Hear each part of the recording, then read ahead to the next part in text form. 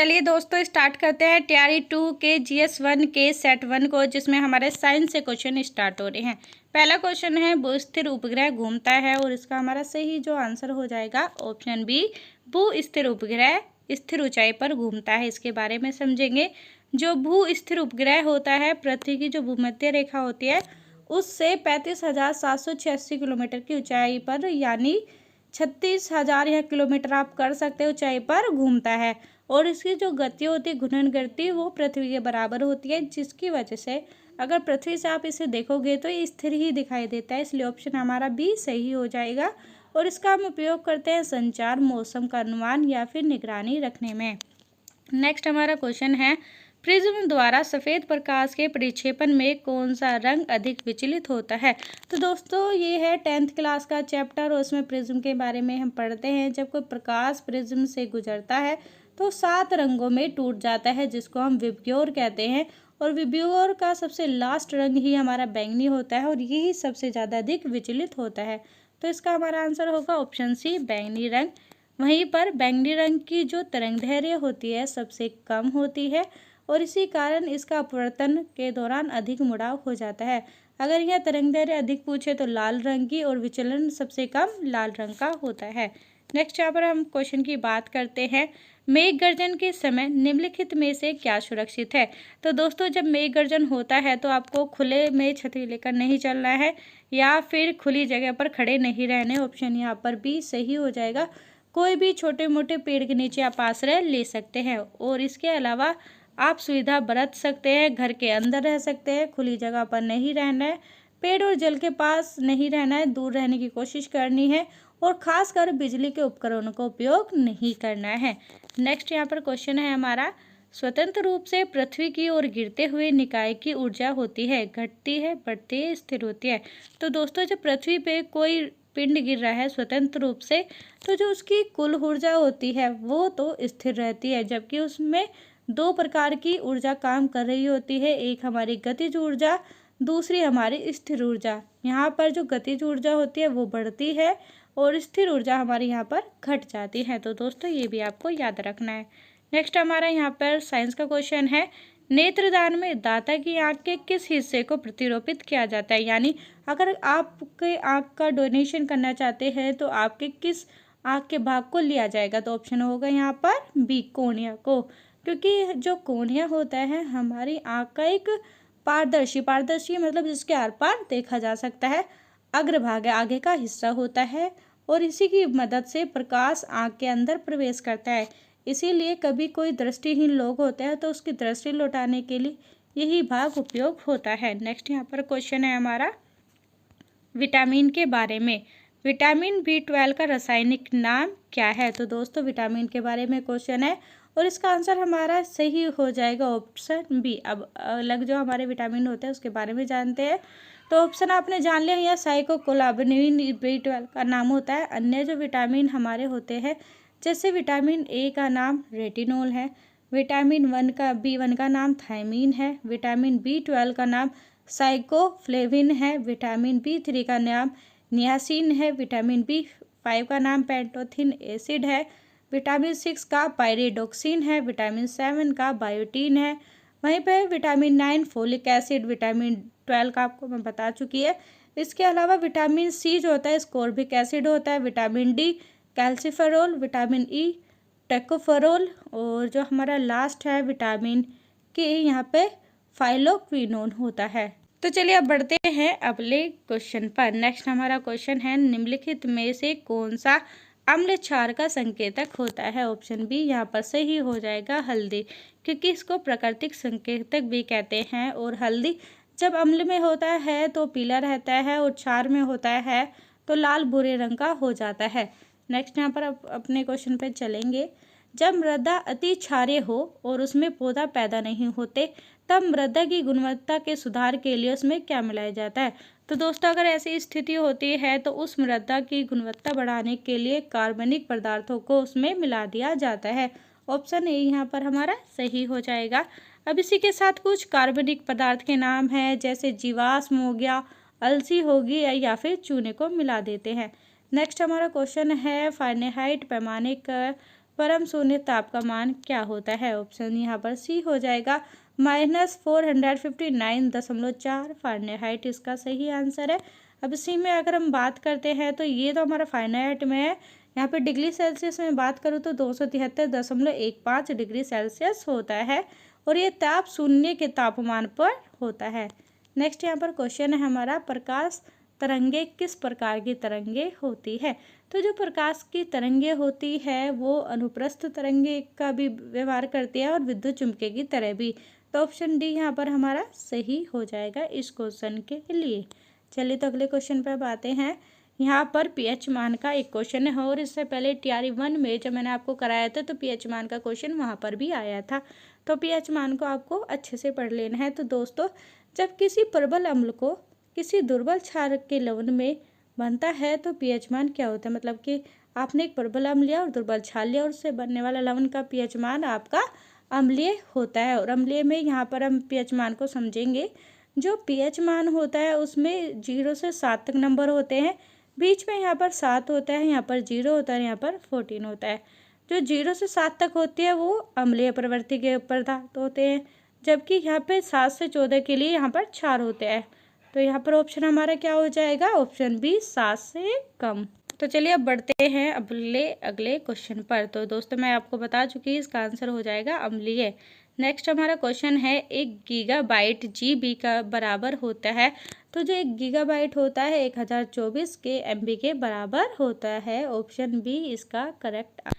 तो option B यहाँ पर सही हो गया। अब चलिए अगले क्वेश्चन पर बढ़ते हैं। नेक्स्ट हमारा यहाँ पर क्वेश्चन है, सोडियम हाइड्रोक्लोराइड यानी NaOH प्लस हाइड्रोक्लोराइड मतलब HCl को अम्लीय अभिक्रिया से सोडियम क्लोराइड NaCl प्लस जल बनता है। तो यह अभिक्रिया कौन सी है? तो दोस्तों, ये अभिक्रिया आपकी हो जाती है उदासीन। ऑप्शन ए सही हो जाएगा। और इस उदासीन को तटस्थीकरण भी बोला जाता है।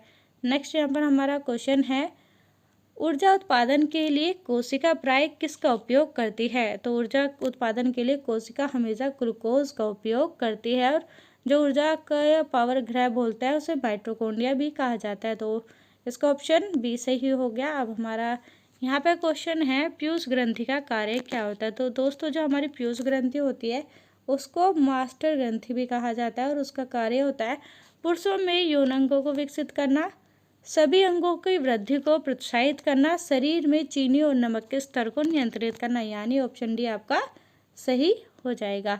इसी के साथ मैंने आपको बता दिया इसको मास्टर ग्रंथि भी बोलते हैं और ये हार्मोन का स्त्राव करती है। अब चलेंगे अगले क्वेश्चन पे।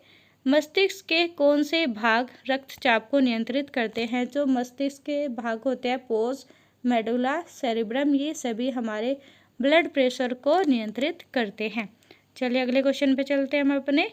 भारत के किस देश के साथ मिलकर net zero innovation virtual centre बनाने की घोषणा की है? तो दोस्तों, ये आपका क्वेश्चन है करंट अफेयर का और उस समय की करंट अफेयर है और उस समय जो ये घोषणा की गई थी ब्रिटेन और भारत के साथ की गई थी। और नेट जीरो का जो लक्ष्य रखा गया है वो 2070 तक पूरा करने का लक्ष्य रखा गया है। तो आपको करंट अफेयर बहुत अच्छे से करनी है दोस्तों। और देखिए, ये BPSC जो क्वेश्चन करता है काफ़ी रिपीट करता है, थोड़ी लैंग्वेज चेंज कर सकता है बट रिपीटेशन आप काफ़ी देखोगे। ये TRE 1 के अंदर क्वेश्चन पूछा गया उद्घाटन से रिलेटेड, जब नई संसद बनी थी तो वहाँ पर भी आपको क्वेश्चन मैंने पढ़ाया था और उसमें बताया था जो नई संसद बनी है उसमें कुल 1272 सीटें हैं, जिसमें लोकसभा की जो सीटें हैं 888 सीटें हैं। वहीं पे जो राज्यसभा की सीटें हैं वो 384, जिन्हें मिलाकर कुल हमारी 1272 सीटें हो जाती हैं। अब यहाँ पर देख लीजिए, जैसे लोकसभा की सीटें 888, राज्यसभा की सीटें 384 और कुल यहाँ पर सीटें हैं 1272। तो आपको यहाँ पर संसद अच्छे से पढ़कर जानी है। फिर से हमारा करंट अफेयर का क्वेश्चन है, भारत सरकार ने किसान बीमा दावों के लिए कौन सा ऑनलाइन प्लेटफॉर्म लॉन्च किया है? और इसका समय हो जाएगा डिजिक्लेम प्लेटफॉर्म। तो चलिए बढ़ेंगे अब अपने अगले क्वेश्चन की तरफ। यहाँ पर हमारा करंट अफेयर का क्वेश्चन है, नासा के मून टू मार्स प्रोग्राम के प्रमुख के रूप में किन्हें नियुक्त किया जाता है? तो इस क्वेश्चन का तो आपका करेक्ट आंसर हो जाएगा अमित छत्री। अब देखिए, यहाँ पर किसी ने अगर सरनेम याद किया होता तो वो कंफ्यूज हो जाता है, क्योंकि देखिए यहाँ पे सुमित और अमित सिर्फ एक लेटर का ही फ़र्क किया है। इस तरह के बीएपीएससी काफ़ी ऑप्शन बनाता है और बच्चों को कंफ्यूज करता है। तो आपको नाम अच्छे से याद करना है। अगर करंट अफेयर में कोई क्वेश्चन आपके सामने आए तो हमारा आंसर हो जाएगा अमित क्षत्रिय। नेक्स्ट अपना क्वेश्चन है, बिहार मद्य निषेध और उत्पादन शुल्क संशोधन अधिनियम 2022 के अनुसार शराब की ढुलाई करने वाले वाहन को अगर पकड़ लिया तो जुर्माने या उनकी बीमा राशि का कितना प्रतिशत देना होगा। तो यहाँ पर हमारा जो ऑप्शन है सी सही हो जाएगा। 10% आपको बीमा राशि का देना होगा, तभी वो वाहन छूट सकता है। तो अब हमारा अगला क्वेश्चन है, एयरबस एवं बोइंग के मुकाबले के लिए किस देश ने C919 यात्री विमान बनाया है। तो सी से आप याद कर सकते हैं, वैसे ही करंट अफेयर का क्वेश्चन था, चीन। ठीक है दोस्तों, अब अगला क्वेश्चन हमारा आ जाएगा, ये काफ़ी इम्पोर्टेंट है और इससे आपको पता चलेगा कि जितने भी खिलाड़ी हैं या खेल से संबंधित जो बिहार से रिलेटेड है उनको आपको अच्छे से पढ़ना है, क्योंकि कृतिराज सिंह बिहार से रिलेटेड है और उनके खेल का संबंध पूछा है। तो कृतिराज सिंह किस खेल से संबंधित है, और वो संबंधित है भारोत्तोलन। तो ऑप्शन ए सही हो जाएगा। इस तरह से आपके बिहार का कोई भी एथलीट है तो उसके बारे में ज़रूर समझिएगा, वो किस ज़िले से है वो भी पढ़ना है और उस किस खेल को खेलता है ये भी जानना है। नेक्स्ट हमारा यहाँ क्वेश्चन है, बिहार उद्योग विभाग द्वारा जारी औद्योगिक विकास रैंक 2022 में किस जिले ने सर्वोच्च स्थान प्राप्त किया है। तो दोस्तों बिहार की करंट अफेयर का क्वेश्चन है और उस समय 2022 में सिवान ने टॉप किया था। तो ऑप्शन ए इसका सही हो जाएगा। मौलिक अधिकार को लागू करने के लिए न्यायालय निम्नलिखित में से किसे जारी कर सकता है। अगर कोई भी मौलिक अधिकार का उल्लंघन कर रहा है या नहीं उनको मानता है तो कोर्ट रिट जारी कर सकता है। तो आर्टिकल यहाँ पर 32 के अंदर इसकी बात कही गई है। नेक्स्ट हमारा क्वेश्चन है, निम्नलिखित में से कौन सा बांध महानदी पर स्थित है। तो इसमें बहुत सारे स्टूडेंट ने ये क्वेश्चन गलत किया, क्योंकि सिर्फ महानदी पे ज़्यादातर बच्चे हीराकुंड बांध को याद करते हैं, जबकि दुधवा बांध, घुमरापद बांध ये भी महानदी पर स्थित है। तो इसका करेक्ट आंसर हो जाएगा ऑप्शन डी। तो बढ़ते हैं अगले क्वेश्चन पर। यहाँ पर हमारा अगला क्वेश्चन है, अल अक्सा मस्जिद जो हाल ही में खबरों में थी किस स्थान पर या किस शहर में स्थित है। तो ये करंट अफेयर का क्वेश्चन था और ये जेरूसलम में स्थित है। ऑप्शन बी करेक्ट है।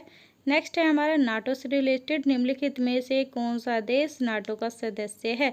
तो 2022 की बात कर रहे हैं और उस समय बेल्जियम, कनाडा, डेनमार्क ये नाटो के सदस्य थे। तो ऑप्शन डी यहाँ पर सही हो जाएगा।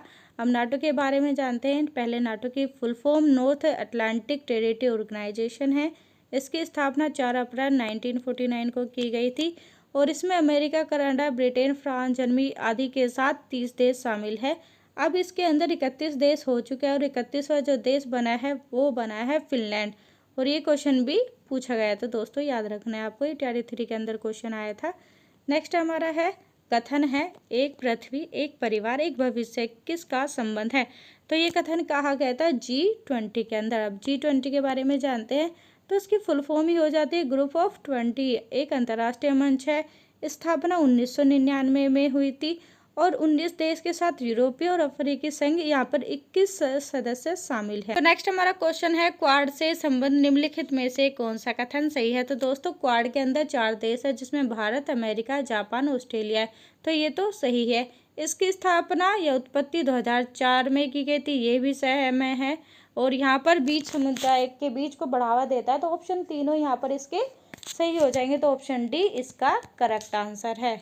नेक्स्ट हमारा क्वेश्चन है और आज के हमने 30 क्वेश्चन पर आ गए हैं, जो कि आज का लास्ट क्वेश्चन है। और लास्ट क्वेश्चन है हमारा, कौटिल्य किस स्थान में राजनीतिक विज्ञान और अर्थशास्त्र के प्रधानाध्यापक थे। तो इसका आंसर हो जाएगा ऑप्शन सी, तक्षशिला विद्यालय के। तो दोस्तों आज के हमने टियर 2 में जो 30 क्वेश्चन आए थे जिसमें साइंस करंट अफेयर को पूरा किया, तो हमारी वीडियो आज की हो चुकी है पूरी। अगर वीडियो आपको पसंद आई हो तो वीडियो को लाइक करना, साथ ही में चैनल शिक्षा विद रूपा को अभी सब्सक्राइब करके अपनी तैयारी को ऐसे ही बेहतर बनाएं। और आज का आपका होमवर्क है, जितने भी क्वेश्चन पढ़ाए हैं उनके जो आपको टॉपिक मिले हैं उन टॉपिक से रिलेटेड सारी चीज़ों को आपको घर पर पढ़ लेना है। तो चलिए दोस्तों फिर मिलते हैं अपने नेक्स्ट वीडियो में नेक्स्ट क्वेश्चन के साथ।